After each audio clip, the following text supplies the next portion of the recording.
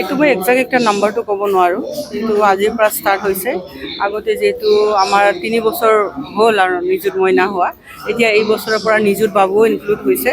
গতিকে বহুত ভাল খবৰ ল'ৰা ছোৱালীৰ কাৰণে।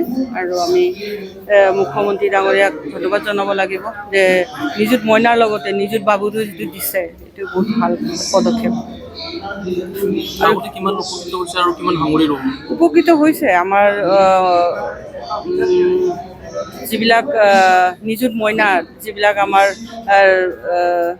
ছাত্ৰীসকল, তেখেতসকল মানে বহুত ক্ষেত্ৰত কিয় উপকৃত হৈছে। আমাৰ যদি দুখীয়া ঘৰত আমি চাওঁ, এজনী ল'ৰা এজনী ছোৱালী আছে।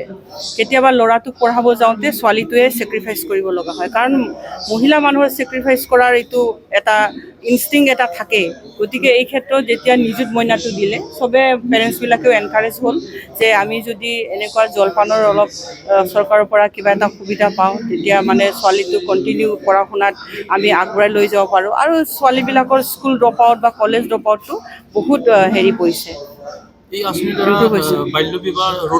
হয়, বাল্য বিবাহ, তাৰপিছত স্কুল ড্ৰপ আউট আৰু এইবিলাকেই ৰোধ কৰাৰ এটা প্ৰচেষ্টা আছিলে। আৰু আজি যেতিয়া ইয়াৰ কৰাৰ ক্ষেত্ৰত নিযুত বাবুও ইনক্লুড কৰিলে, আৰু ল'ৰাবিলাকৰ কাৰণে বহুত ভাল খবৰ।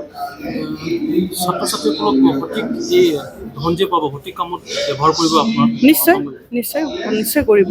যেনেকৈ আজি আপোনালোকে দেখিলে মুখ্যমন্ত্ৰীয়ে কৈছে যে আমি যিবিলাক নিযুত বাবু বা নিযুত মইনা যিবিলাকে পাইছে, ৰেগুলাৰ হ'ব লাগিব স্কুলত বা কলেজত, ৰেগুলাৰ হ'ব লাগিব আৰু বিহেভিয়াৰ ঠিক থাকিব লাগিব। নিশ্চয় ডেফিনেটলি সিহঁতে নিজৰ ভৰিত নিজে মানে এটা চেল্ফ হেৰিটো আহি যাব আৰু ৰিয়েলাইজেশ্যন, এইটো আমি পাব লাগিলে আমাৰ এটা কলেজত নিয়মীয়া যোৱা আৰু ভাল বিহেভিয়াৰ কৰা, এইটো কৰিব লাগিব। গতিকে ই এটা ভাল এটা ৰাস্তা ভাল মানুহ হোৱাৰ কাৰণে।